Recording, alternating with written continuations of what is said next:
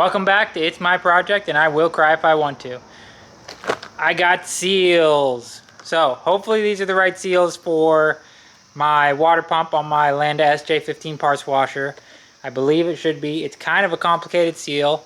I found it at a fairly decent price. It was like 80, 90 bucks, something like that.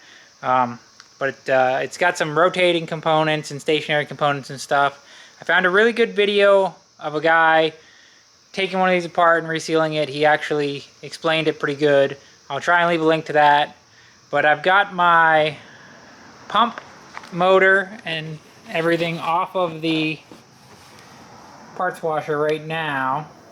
My space here is a little limited, but I'm going to try and set you guys up so you can see. I'm going to start taking this apart, and then I should be able to get pretty much all of it off of the motor and maybe over onto the bench a little better while we work through some of the seal stuff and look at what we actually have in there. And then hopefully we're going to just put the new parts in and put her back together, get the parts washer filled back up with water, and let her rip. Step one, we're going to take out the 4 bolts that are going to hold this front piece of the housing on and pull that off. We'll have to take this line off as well. So now this front piece of the housing should come off. There's a little bit of water in there. That makes sense. Okay, so the next step is this setup is with a threaded shaft on the motor and the impeller threads on. And I think, you know, technically they can have a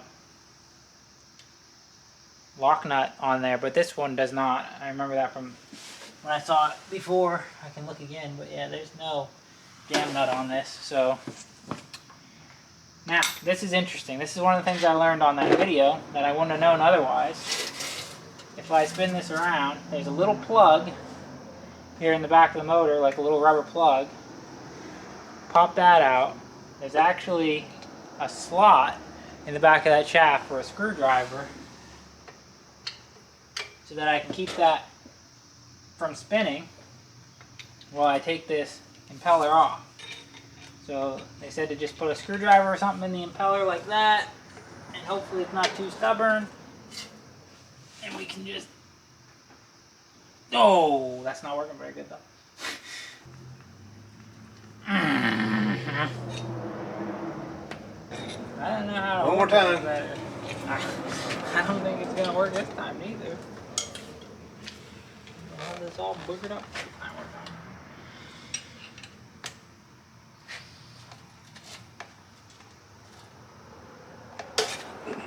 Nicely.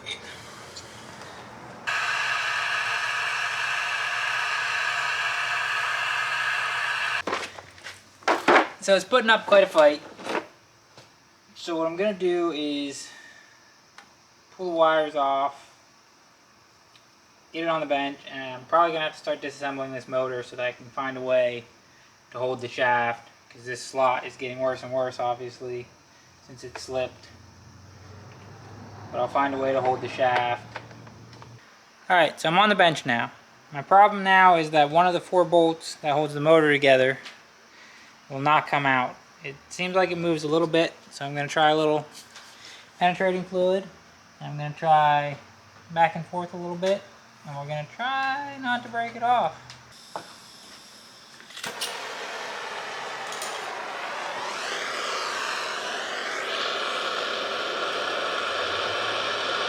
See if this motor even works by the time I'm done.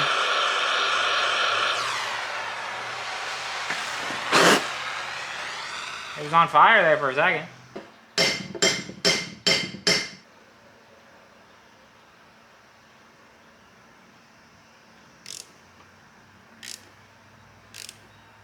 Oh. Oh, baby.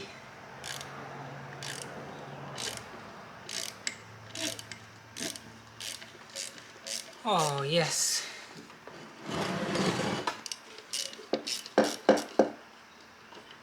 Cannot believe it. I really thought I was not going to get that one.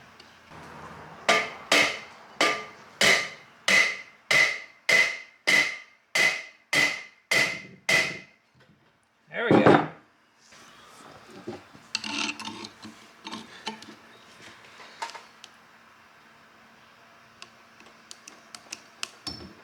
Oh.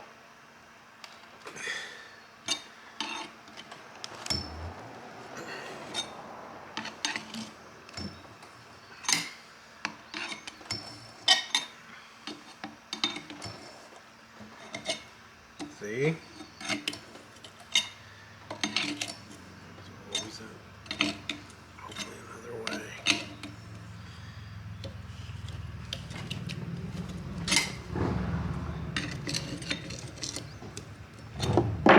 Easy peasy. Nothing to it, really. Comes right off. Spring's coming down. Should be.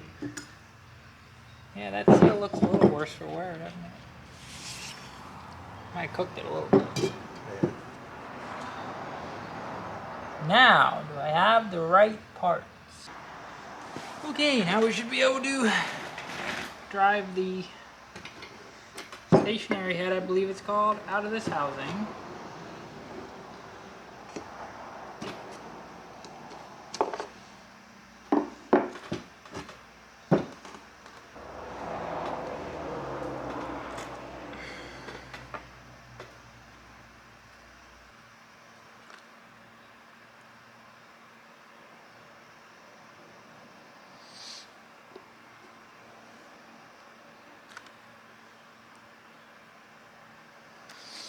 This really might work.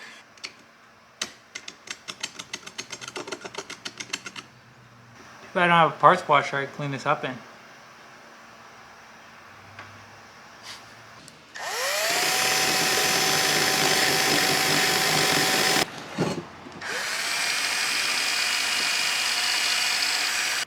So, a quick update of where I am. Obviously, I've got it all apart. I've cleaned up as best as I can where the stationary seal goes.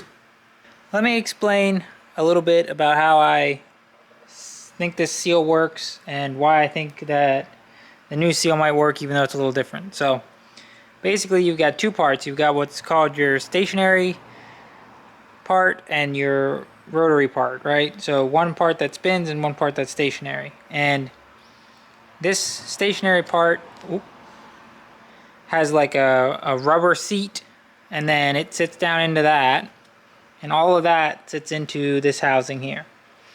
The motor shaft obviously comes up through here, but it doesn't actually seal on the shaft there. This seals on the shaft. It goes over the shaft and is rubber in the inside. And then the face of this rubs the face of this, and obviously it's got the spring tension pushing it together, so there's pressure on it. And I believe this is some kind of graphite, and I think this might be a ceramic or something, but I'm not 100% sure. But basically that pressure between them there is what seals it, and they're so smooth, or they're supposed to be so smooth, that it creates a perfect seal. And then obviously they actually spin on one another the whole time. Now my new parts, the spring looks to be a little bit different size, diameter wise, which I don't know if that's gonna, I don't think it's gonna matter. We'll see. But basically the new stationary part looks to be like it seals with an O-ring on the side of it instead of like a big rubber seat, but it does look to be, the same diameter. So internal and external, so that should probably work. And then it's kind of a similar story with the rotating head. It's where it will seal on the shaft looks to be the same diameter and the right diameter for the shaft, so that it looks a little different. Otherwise it probably won't matter. And obviously it's got the face that goes against this down there, so I think it may all work even though it's a little bit different. I think worst case scenario is I'd have to reuse the old spring, but I don't think I will, because this spring went against here, but there's plenty of meat there that a larger spring should be able to, have something to push against still there. And I don't think a larger spring is going to interfere with anything, so hopefully the larger diameter spring, it's not by much, honestly. Maybe it's not even, well, I think it's a little bit. It'll be easier to tell once it's out of the package, but I do think that these parts may work, so I am probably going to go ahead and give them a shot, because I don't have much to lose. I'm going to go ahead and get ready to reassemble. I think I'm going to start by putting the motor back together because I don't really need that apart. I never really needed that apart except for the fact that my impeller was stuck on. If it had been stuck on, I wouldn't have had to take it apart at all. I could have taken the pump off the motor without separating the motor. So hopefully I can get the motor back together and bolted back together, and then I will put the stationary part in there. The rotary part will go, then this can go on there, and then the rotary part can go onto the shaft and the spring and everything, and put it all back together. So I'm gonna get cleaned up a little bit, clean a few more things up a little, and then work on getting this motor back together. Here we go. Step 1, reassemble the motor.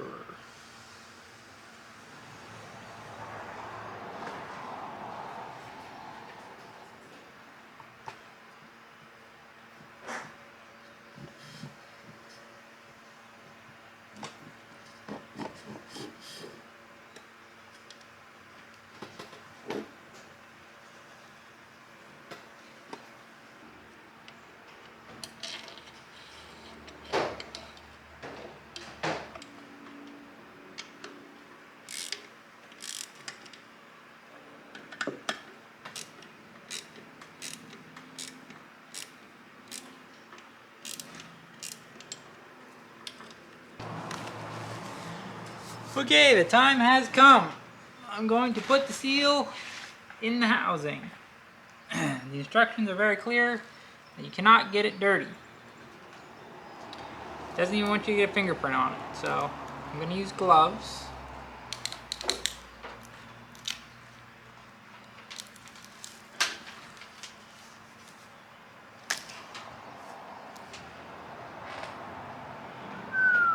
So here is the lapped surface, like a mirror. And that's what's going to face up. The other side is marked with a silver dot, which is what faces down. And they give you some lubricant to lubricate the O-ring when we put that in.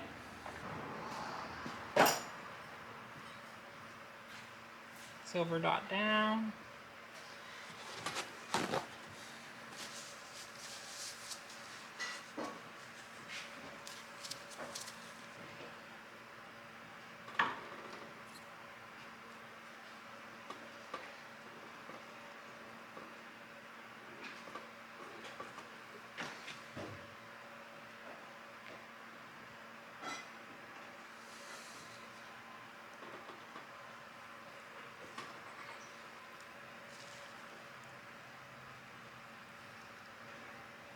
That appears fully seated.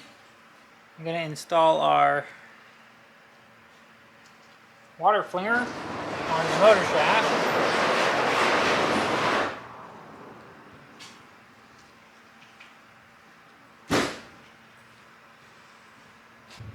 Now I think my next step should be to put this piece of the housing back onto the motor housing.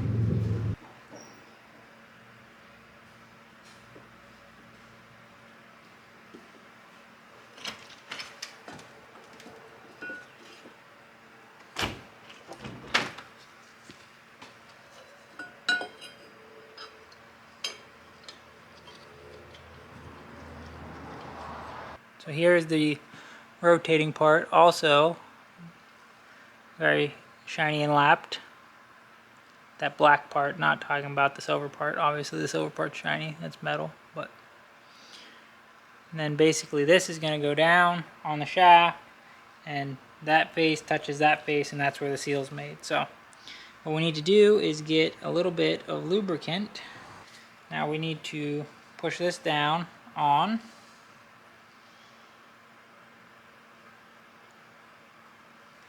Double check no dirt or anything fell on that other piece, because that would be bad.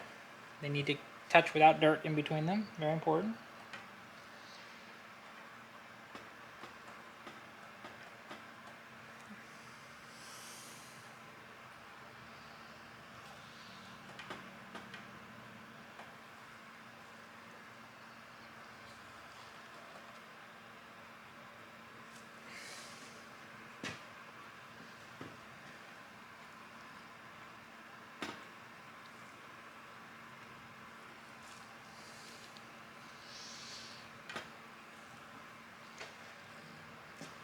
think that's it.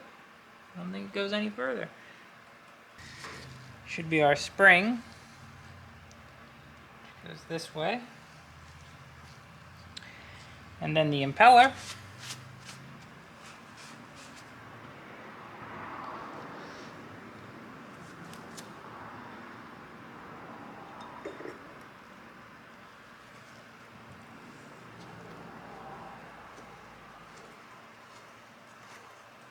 And so what this is doing is compressing that spring.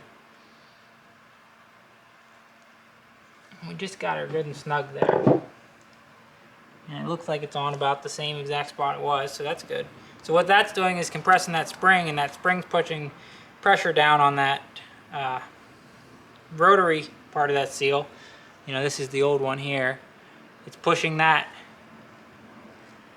down, and that's meeting up with that stationary part down in there, and they're going to run together, and hopefully no leaks. So it's important we don't run it dry. That's one thing going forward here. And then it's also possible that it will leak some for a little bit. And that, I guess, is basically like if I didn't get those perfectly pushed together or something, or just because it takes a little bit to just rub in or whatever, those will work together and start to seal up. But at the beginning, I may see a little bit of a leak. But it's important that I have all of this full of water before I even start it up. We can go ahead and put this on.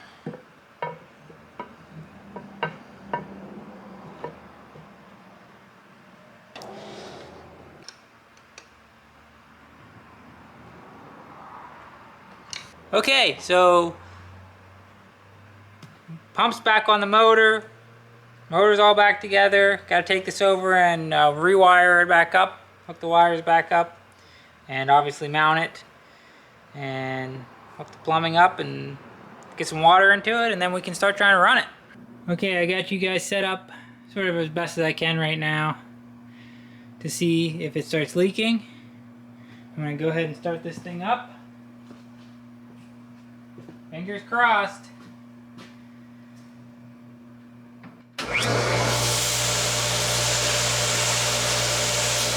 It's looking like so far so good.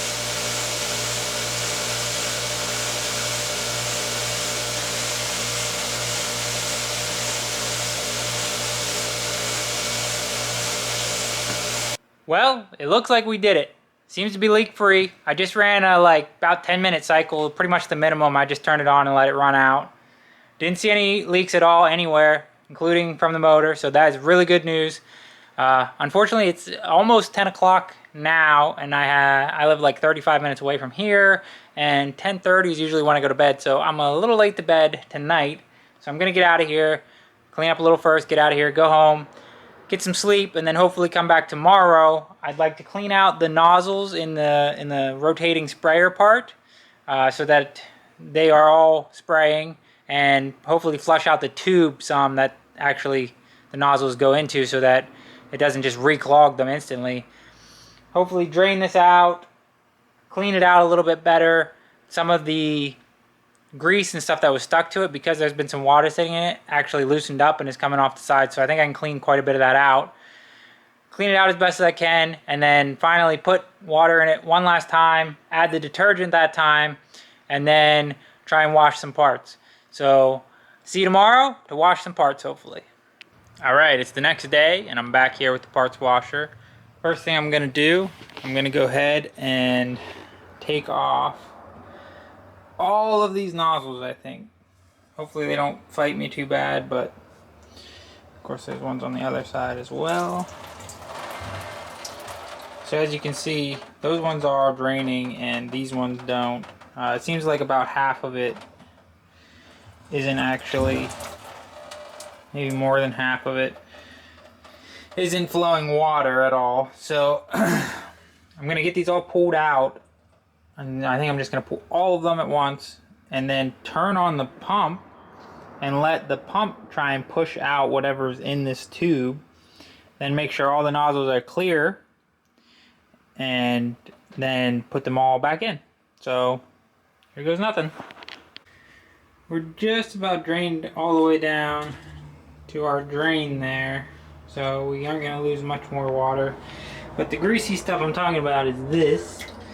As you can see, it's loose on the side, and it'll just come right off there now.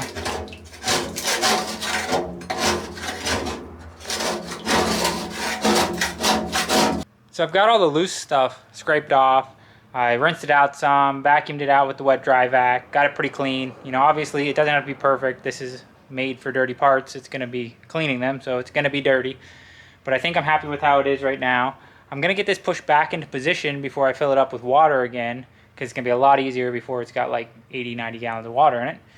And I am also going to go ahead, I think, and put the detergent in this time, because I'm pretty confident that it's gonna work, and hopefully I don't have to drain it again anytime soon, because that'll kind of be a waste of the detergent. I won't be able to get that back, but hopefully I won't have to drain it, and we'll be able to clean some parts. So let me get this pushed back into place, and we'll get it filled back up with water.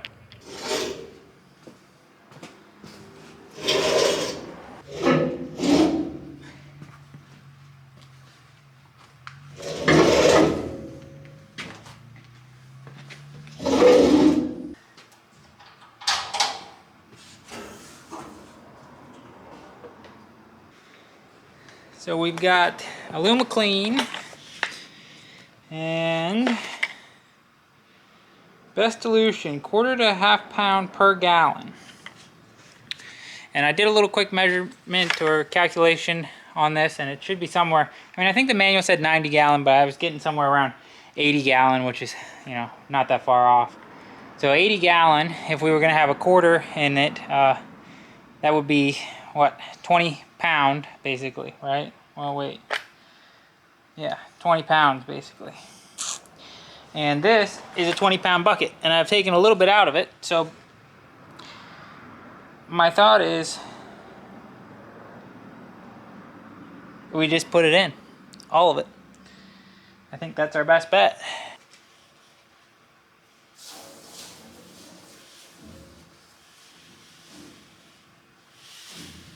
So I put the 20 pounds in there. You can see all that powder.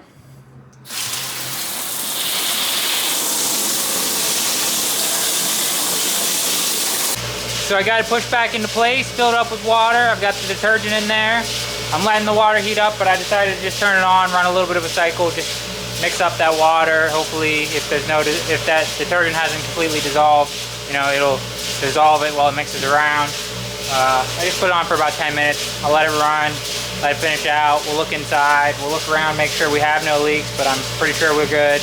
And then, like I said, the water is going to be heating up, but that'll probably take, I don't know, maybe a couple hours even. So later today, hopefully I'll be able to wash some parts in there of some sort just to get an idea how it does. And we'll get to see it in action. Got the parts washer pretty well warmed up. I don't think it's fully to temperature yet, but I got other things to do today, so we're gonna just try a little experiment. This is an old spinner motor, or I think it's a spinner motor from a spreader. So it's just a hydraulic motor that's been sitting around. It's junk, it's no good, and it's obviously filthy. I don't think that it's gonna clean up too good. I think even with this parts washer, you know, it makes sense to knock off a lot of this heavy stuff before you put it in. But I'm gonna throw it in like this and just see how it comes out, and then maybe I'll try knocking off the chunks of stuff and putting it in again and see what happens. But we're gonna go ahead and throw this in there and see what happens.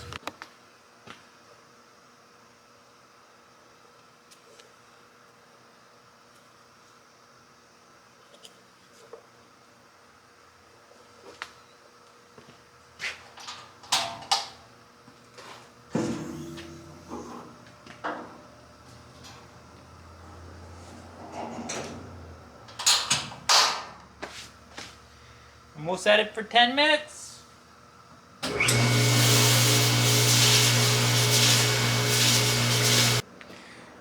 It's done.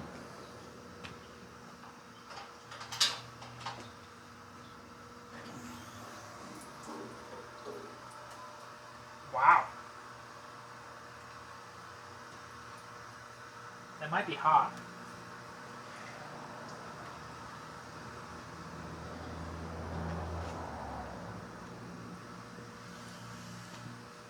That was just one short cycle. And I know this thing still looks pretty nasty, but that's really just rust. I mean, there's still some debris on it. Actually, most of that I'm sure would actually come off if you just rinsed it off, but wow. That did actually really clean this. Wow. I mean, like I said, there's still some, like in the corner here, there's some chunked on stuff, but it knocks off pretty easy. And if you were to actually kind of just scrape off the heavy stuff before you ran it in there, I mean, it would be like completely clean. So that's pretty impressive. Just for a comparison, I do actually have another one of these motors that's been sitting right beside this one. They were pretty much equally dirty, you know. It's not exactly apples to apples, but just gives you an idea of, you know, how much cleaner this one is just from that 10 minutes or less there. It's crazy. Well, there you have it. The Landa SJ15 parts washer is fully functional. Unfortunately, right now I don't have any parts that I actually need to wash, which is kind of silly, but hopefully here in the near future we'll end up with something that we actually need this for. I did wash that little spinner motor there just so we could see what it looked like. It looks like it's going to do a really good job for us. This should be a good tool to have in the future. Alright, let's answer the question that's on everybody's mind. Was it worth it? So let's break down the cost of what it actually cost me to get this parts washer and get it working. I have a few notes here. So first off, the parts washer itself was $120. That's how much it was on Marketplace. I was able to get it for $120. After I bought it, obviously the strainer was the first thing that leaked terribly. It was cracked, right? That little housing on the strainer. So I had to get a new one of those. For that strainer plus the O-ring that seals it, because I got a new one of those with it, it was $82.57 with shipping. So it was only like, you know, 50 or 60 bucks, and then plus the shipping took it to $82.57. After that, I got a new O-ring for the pump because I thought that's what was leaking, but that actually wasn't what was leaking, and I needed the whole new seal. To buy that new seal kit was $98.80 with shipping. That actually came with a new O-ring, so I'm going to ignore the O-ring I bought at the hydraulic shop because, you know, I really didn't need it, and this came with a new O-ring, so if I had just bought that seal kit, that had covered everything. So that's the essential parts basically, right? Everything I needed, and if we add that up, I'm at $301.37, I believe. So about $300 to get this thing up and running and washing parts. Now, I also bought the plug end. As you saw me wire this up, the plug end for this cord on it. And I also bought the plumbing parts so that I could put a valve on the drain and neck it down so I could put a hose on it to drain it out. Those things weren't really 100% necessary, and I don't know the exact cost of those. It was like around $50 or $60 total for both those things. I got them at the hardware store. I probably could have got a better price on those if I'd have shopped around, but I just wanted those that day. So, you know, that's non-essential, but that takes us up to about $350, $350 or $360 when we add that on total for getting this running.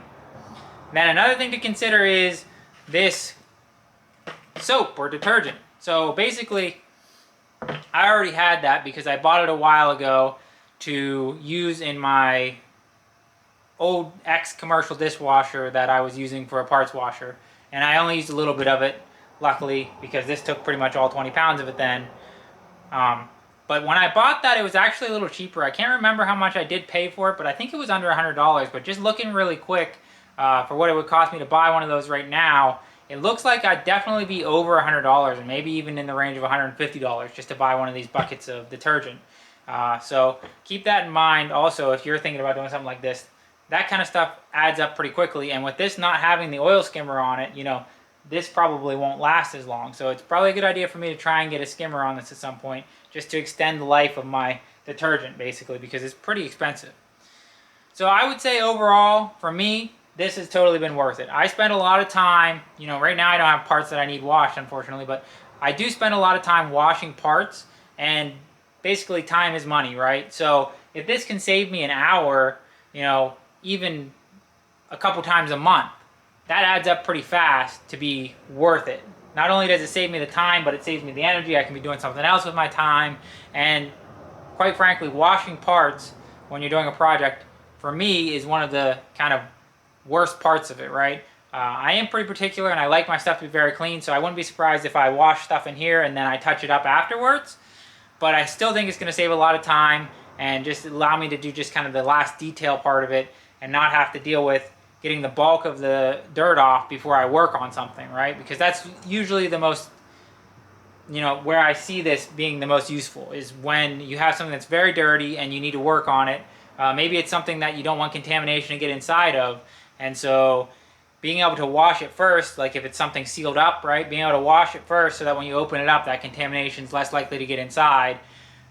Really convenient, because then you can just throw it in here, walk away, let it wash, come back, and then work on it from there. So I'd say definitely worth it for me. If you can find one of these around that price, I would say go for it. But do keep in mind that, you know, I did get a little bit lucky. The pump works, the motor works, the tank doesn't leak right now, right? So all of those things make it worth it. If you went and bought one of these for 120 bucks and you had to replace the motor and everything, I mean, you would be kind of not worth it, right? But even then, it's a lot cheaper probably than buying a full one of these brand new. I don't know if you've looked these up, but you can go ahead and look something like this up and see about how much it costs, because it's a lot more than $120 and it's a lot more than $300 or $350. So like I said, hopefully in the near future here, we'll be using this thing for some actual projects, some parts that we actually need to wash. But as always, thank you for watching this video. If you enjoyed it, go ahead and leave a like, comment, subscribe, all that good stuff. Share it with your friends if you think they'd enjoy this content too. And I'll see you guys in the next one.